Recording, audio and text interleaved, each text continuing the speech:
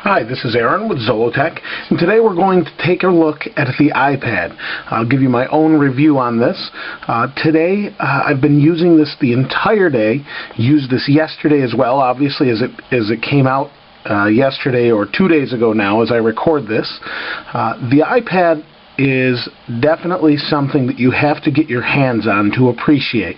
A lot of people that have seen it have said it's just a big iPod, and well, I don't understand why that's a bad thing. The iPod Touch is great, but the problem is the screen size, and sometimes the speed can be an issue. Now, I apologize for the reflection. The reflectiveness of the screen is a bit of a problem in bright light. As you're going to see yourself, you can see the camera and myself talking in the background. That's a problem in bright light. However, a lot of the time when you're indoor light, it's not going to be a problem at all, and I didn't even notice it until I was in really bright light. And that's something that people have complained about with the MacBook as well.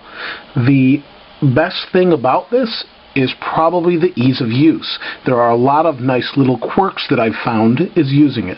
So let me show you. We'll go into Safari. We're at YouTube. Let's take a look at Zollotech here. It loads very quickly. I'm on wireless N. It's pretty quick, responsive. I mean, you move your fingers, the pinch and zoom is super fast, super responsive. And in this type of light, you can't even see smudges. You will see them in very bright light, but the screen is very good. No problems with the touch screen. You do have this bezel here, and you need that to hang on to. And so let me show you one of the features that this has that the iPod or the iPhone does not have. See, we've got the YouTube video. That's actually the unboxing of the iPad. So we'll go ahead and hit play, and it plays right in the browser. If I want to bring that out, I pinch it out. If I want to bring it back, I do that. I can also rotate it. When I'm done watching it, I simply pinch and it goes back. And this is playing right in the browser, and it's YouTube. Now, I'm assuming it's using H.264. I'm sure how they've integrated that together. But other than that, I mean, probably, I have to agree with Apple that it is the best browsing experience you can have, because you do have the web right in front of you, and you tend to hold this closer than a laptop. That's my experience with it. Just simple things, double tap to zoom, double tap to zoom out, just like the iPod. If you've used an iPod Touch or the iPhone, you're going to be extremely familiar. There are nice touches here and there, and that's what I think a lot of people will appreciate the most. The screen rotation is super fast. You can see it's quick and fluid, and it really has no downfalls except for the lack of multitasking and possibly a camera, which they do have to leave something for future revisions of the iPad. Weight is a little on the heavy side. You're going to want to set this on something, rest it, and you don't want to hold it in the air with one hand for any period of time, as it's going to present a problem, and your arm's going to get really tired. But the great thing about this is you've got the full App Store, you've got a full screen 1024 by 768 experience. You can't see the pixels. It looks very high res. The video is really nice. You've already got all those different apps you can use, and we'll take a look at some of those later, not in this review, but you do have the whole App Store and certain apps that are made right just for it. Twitterific, the weather, Pages, which we'll get into that later. You can import documents, export them. It works really well, and it's really nice. YouTube is great on this, custom made for the iPad. And here I search for iPad cases. You have all these different windows. You can just tap and play, and it's great. It just auto plays when you tap, and it works really well. If you want to bring this full screen, again, you use the pinch out, pinch back in. You can turn sideways. However your preference, and that's really the nice thing about the iPad. Other than that, we're waiting for a bunch of apps. Supposedly there's 3,000 at this time on the App Store. Netflix and ABC being some of the best, I think. Great things, and hope to see more like that. The bookstore is another huge seller for this, the iBookstore. So let's go into that. And let me bring you back to the main screen here. Library. There are a bunch of free books. It comes with Winnie the Pooh when you first install it. You actually bring the iPad home and install the iBookstore. You touch this, it opens, and there you have it. It's got some really nice touch features. You can see I'm moving the page like this a little bit, and it's just like it's a real piece of paper. You can grab it from up here, and if you can see right above here, it's semi-transparent. You do get some of the, let's try that again. So you get some of the graphic through the paper, just like it's a real sheet of paper.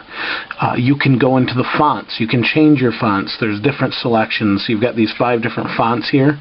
You can make the font larger or smaller to suit your preference in reading and how well you can see. You also have a brightness adjuster right here. We can go really bright or really dim. It's got some really nice features, and you have a scrubber down here that you can just zip through the pages with. And then if you just want to go to the whole index and search by that, you can hit this button up here, and what you get is all the different chapters. Chapter 7, it just turns and goes there. So it's really intuitive. If we go back to the library, we have a store button in the upper left, and we'll go into the store, and it's just like the iPad or the iPhone and the App Store, and it's just got your books listed. There's a bunch of free books. You can go in and type and bring up whatever you want. And the books are generally around $10 for them. You can see bestsellers, $10 or less. There's some more that are $12.99, like Think Twice that's here on the front page. They don't get too much more expensive than that. I can imagine that when textbooks are on here, obviously they're going to cost a little bit more. But you can sort by categories and that sort of thing. Overall, it is a big iPod Touch. That's really what it is. But that, again, is not a bad thing. It makes things very intuitive, and it just improves on the iPhone and iPod Touch. You've got videos just like an iPod. You've got a bunch of different videos. G.I. Joe, iRobot, tap, opens. You've got information, depending on where you get it. You can rip the movies and import them in iTunes, or you can buy them right off here and download them. You've got all your music in the iPod. It's just like iTunes, very quick. Tap, pick your song, and it plays. That's all there is to it. You can sort with artists and songs and albums, and just like what you're normally used to. The Mail app is fantastic. Here's someone asking me a question on YouTube. We'll go back to my inbox, and you've got all these different things here. If I don't like this view, I just turn it, and there we've got a view on the side. We tap the message we want, and it opens up on the side. Really intuitive. Supports multiple mailboxes. There's different email addresses. If you can get a hold of them, you can set up, get a hold of me. If I want to delete it, you can do it just like an iPhone. Hit edit, tap this, hit delete, or you can swipe to the side and delete. Really intuitive, really nice. Now, a lot of people were concerned about the keyboard and how well you can type on it. The keyboard is fantastic. It really is good. I wouldn't say it's a dream to type on like Steve Jobs did in his address. But if we turn this sideways, I find this keyboard is much better, the larger landscape keyboard. So I can type pretty fast on it. I don't really have an example, I guess, but there's like, you just type, I don't know, almost 90 words a minute. I would dare say I can type about 90 to 100 words a minute regularly, and on here I can find myself typing about the same. Obviously, I may make some more mistakes. The keyboard's a little bit smaller. I have larger hands, but it doesn't pose a problem, and it's really good and really intuitive, and I'm very impressed with that. And I've handed this off to a couple other people. They've tried it out, and we're surprised at how good it is. To give you an idea of an app specifically made for this that's free, here's WeatherBug. When you first open it, it asks you if it wants to know your location. It grabs that information, says you're in this area, I think. Do you want to switch to that? Because I think it starts in California. Gives me the temperature, the wind speed. There's some local cameras from feeds, just some different things. It's just really nice, and it's made specifically for this screen, and you have a lot more screen real estate with the map and everything else. Overall, the iPad, I think, is a great success. Very intuitive, awesome battery life. I've gotten at least 10 hours out of it before having to recharge it.